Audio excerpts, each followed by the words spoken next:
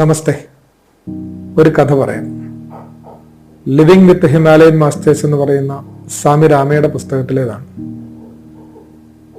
അദ്ദേഹം ഇങ്ങനെ ഹിമാലയൻ മലഞ്ചെരിവുകളിലൂടെ നടക്കുമ്പോൾ രണ്ട് ദിഗംബരന്മാരായ സന്യാസിമാർ തമ്മിൽ വഴക്ക് പിടിക്കുന്നു.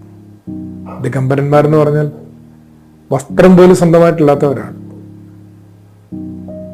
സ്വാമി രാമ അവരുടെ അടുത്ത് നിന്ന് ചോദിക്കുന്നുണ്ട്, നിങ്ങൾ എന്തിനാണ് വഴക്ക് പിടിക്കുന്നത്? നിങ്ങൾ എല്ലാം ഉപേക്ഷിച്ച ആൾക്കാരല്ലേ? അപ്പൊ അവര് പറഞ്ഞു, ഞങ്ങൾക്ക് രണ്ടുപേർക്കും പ്രാർത്ഥിക്കാൻ ഓരോ പായുണ്ട്, അത് മാത്രമാണ് ഞങ്ങളുടെ ആകെ ഒരു സ്വത്ത്. ശരിക്കും പ്രാർത്ഥിക്കാൻ ഒരു പായ ഉണ്ടാവുക എന്ന് പറയുന്നത് ഒരു സ്വത്തായിട്ടൊന്നും കൂട്ടാൻ പറ്റില്ലല്ലോ. നിങ്ങൾ എന്തിനാ വഴക്ക് പിടിക്കുന്നത് പിന്നെ? അപ്പോ ഒരു സ്വാമി പറയാണ്, എന്റെ പായില് അവൻ ചവിട്ടി, അത്രയുള്ള പ്രശ്നം. സർവസംഘ പരിത്യാഗികളായ സന്യാസിമാർക്കിടയിലാണ് ഈ തർക്കം, എൻ്റെ എന്ന് പറഞ്ഞിട്ട്.